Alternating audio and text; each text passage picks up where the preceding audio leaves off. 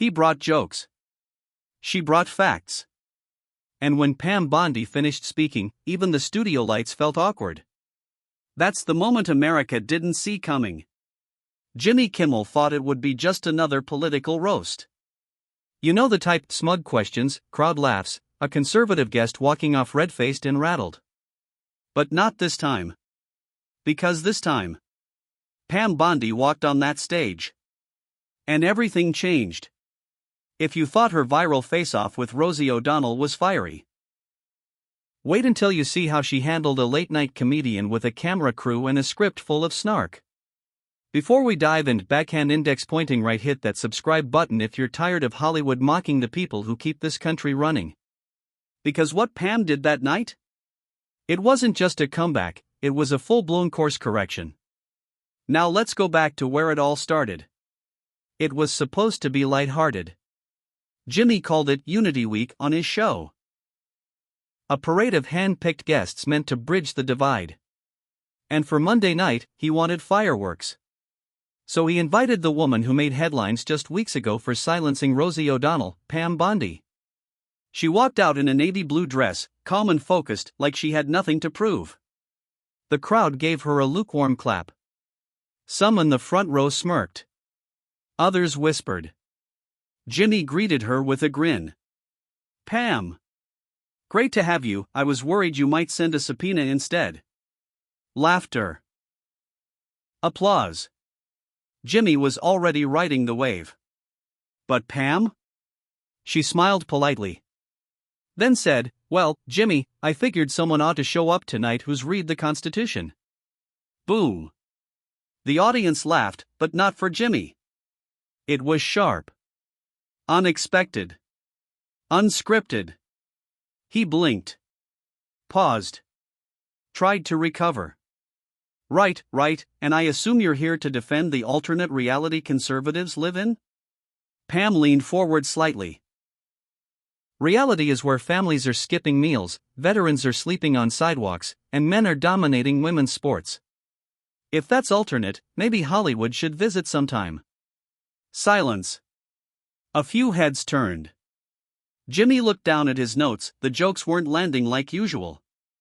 He chuckled nervously. Well, I think we can agree that feelings are strong on both sides, huh? Pam didn't flinch. Feelings didn't build this country. Facts did. And just like that, Pam took control. She turned to the audience and calmly laid out what millions of Americans have been shouting at their TVs. While Jimmy cracks jokes, Americans are cracking under the weight of inflation. While elites tweet about equality, real mothers are choosing between groceries and rent. One woman in the audience nodded. Another man in the back actually whispered, she's not wrong. Jimmy jumped in, trying to steer the conversation back. So tell me, Pam, is Donald Trump still the second coming, or has Ron DeSantis stolen your heart? Laughter. Pam didn't blink. I don't worship politicians, Jimmy. I watch results. And your side delivers slogans, not solutions. Crowd, silent again. Jimmy's grin faded. He tried to pivot to climate change, safe ground, usually. Do you at least admit we're in a climate crisis? Pam looked straight at him. I admit we're in a leadership crisis. Climate comes and goes. Tyranny stays when no one calls it out. Boom. No laugh track for that one. The air was thick. And Jimmy?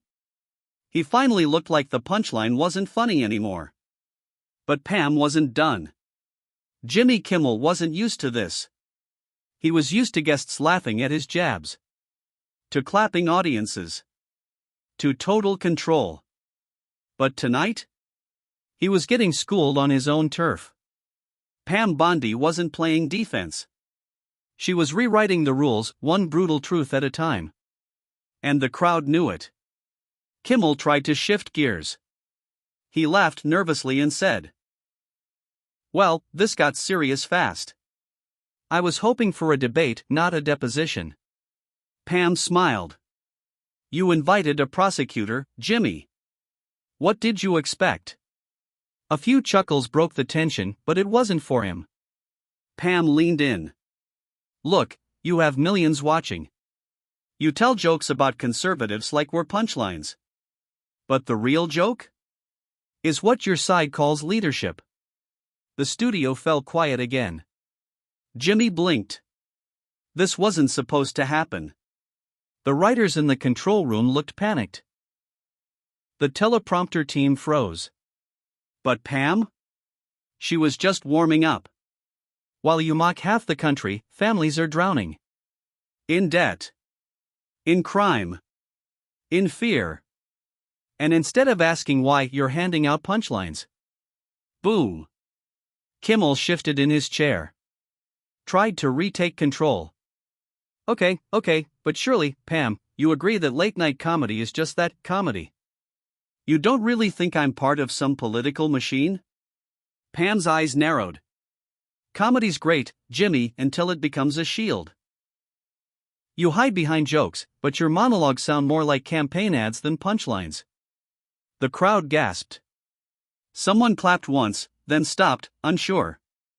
Jimmy tried to cut in. I make fun of both sides, Pam stopped him cold.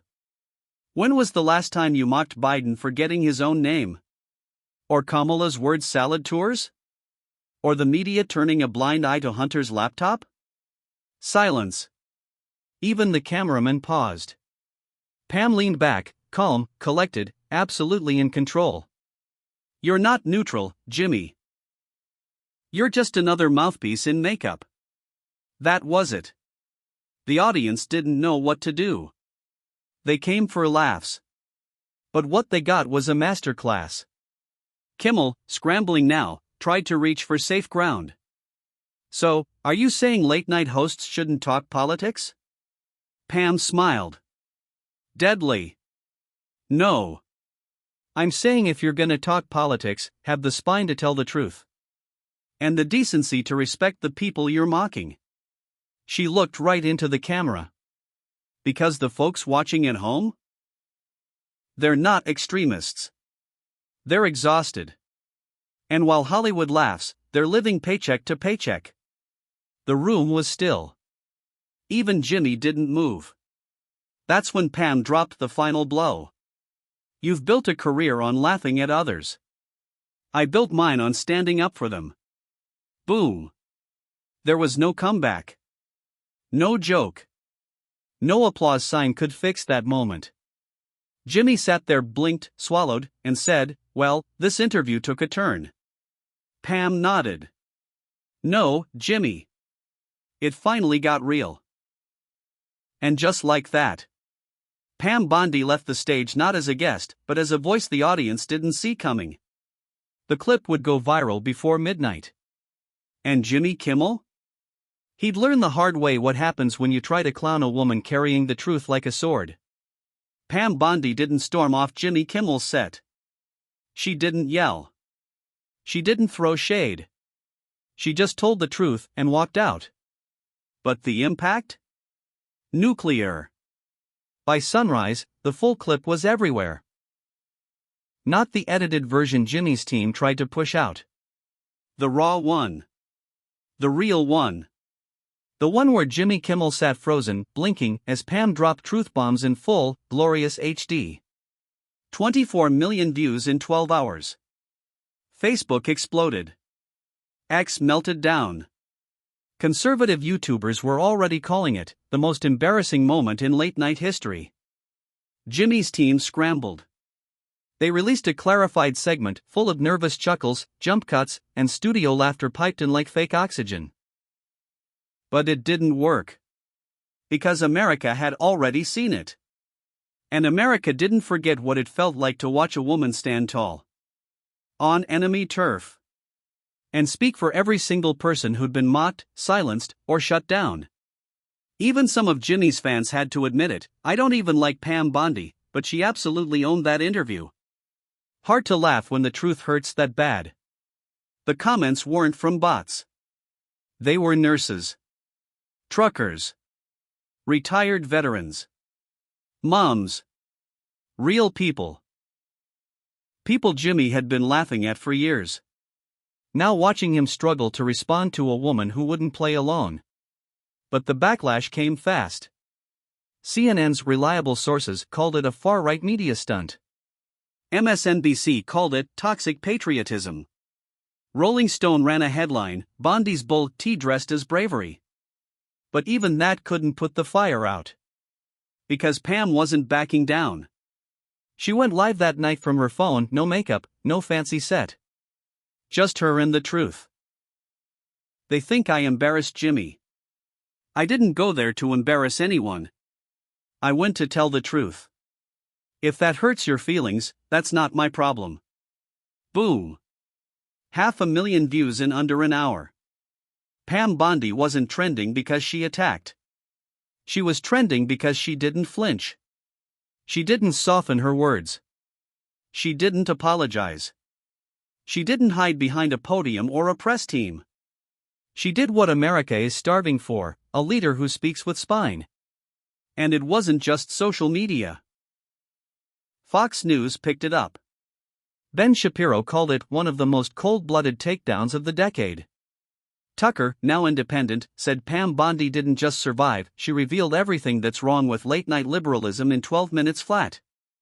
Even Bill Maher, no conservative, admitted on his podcast, Jimmy invited her to roast her, and she flipped the script like a pro. Pam wasn't chasing attention.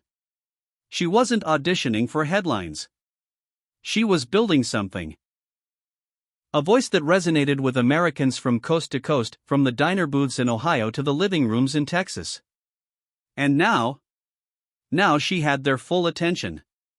She didn't tweet about unity. She showed it by walking into hostile territory and speaking up for the people the left forgot. Jimmy's crew tried to erase it. But you can't cancel courage. Not when it's caught live on camera. Not when it's already embedded in the hearts of millions. The media couldn't take it. Pam Bondi had walked onto Jimmy Kimmel's set. Told the truth. Humiliated the host. And left the stage with the entire country buzzing. It wasn't just a clip. It was a crack in the facade. And the liberal establishment? They were terrified it would get bigger. So they did what they always do, they launched a coordinated attack. Within 24 hours. CNN ran a fact-check claiming Pam misrepresented statistics. MSNBC brought in 3 commentators to label her dangerous. Late-night hosts mocked her for being rigid, uptight, and extreme. Even The View jumped in. Joy Behar called her a Fox News Barbie with a law degree. Sunny Hostin said she was just Trump in heels. But Pam? She didn't blink. Because while they were crafting insults, she was gathering proof. The very next day, Pam dropped a video uncut, unfiltered, sitting at her kitchen table, holding a thick stack of papers. They say I lied? Here are the facts. Government data. Court records. Real numbers. And then she broke it all down, line by line. Border arrests. Inflation reports. Small business closures. Drug trafficking stats. Veterans' homelessness figures. No spin. No excuses. Just receipts. She looked into the camera and said, "The media doesn't hate lies. They just hate truths they can't control." Mic drop. That clip alone hit 10 million views. The comments section? Bondi 2028. She just did what no senator has done in years. This woman is the voice we've been waiting for. But she wasn't done. That weekend, she went to speak at a veterans event in Florida. Not a campaign stop. Not a press opportunity. Just her, standing in front of those who sacrificed everything for a country now hanging by a thread. She stepped up to the podium, no teleprompter, and said, "I didn't come here to run for anything. I came here because truth needs a place to live again." And if Jimmy Kimmel's stage was the battlefield, then so be it. The room erupted. Old veterans stood and saluted. Mothers in the crowd wiped tears from their eyes. It wasn't politics anymore. It was a movement. Meanwhile, Jimmy Kimmel was silent. He didn't post about the interview. Didn't reference it on air. Didn't offer a rebuttal. Because he couldn't. The footage was too clear. He brought sarcasm. She brought steel. Even celebrities began tiptoeing around the issue. One A-list actress posted, "I don't agree with Pam Bondi, but she handled herself better than most men I've seen on that show." The silence became louder than any joke. And in Washington? That silence was deafening. Several House members mentioned her speech. A senator reposted her clip and wrote, "Pam Bondi just gave a better defense of American values than half of Congress." It was no longer about late-night laughs. It was about leadership. People weren't watching for entertainment. They were listening for direction. And Pam? She gave them exactly that. That Sunday night, she released one final video, just 60 seconds long. Black background. White text. Her voice, slow and steady, they mocked. I spoke. They spun. I stood. And now the truth is louder than ever. She paused. Then ended it with, "This isn't about Jimmy. It's about who still has the courage to stand when the lights are the brightest. I'm not backing down. And neither should you." That final sentence hit like thunder. Shared by military families. Retired cops. Small-town mayors. Truck drivers. Farmers. The forgotten voices. Now finally heard through her. Jimmy tried to move on. The media tried to bury it. But Pam Bondi had already won something far greater than a debate. She had restored the spark. Of truth. Of grit.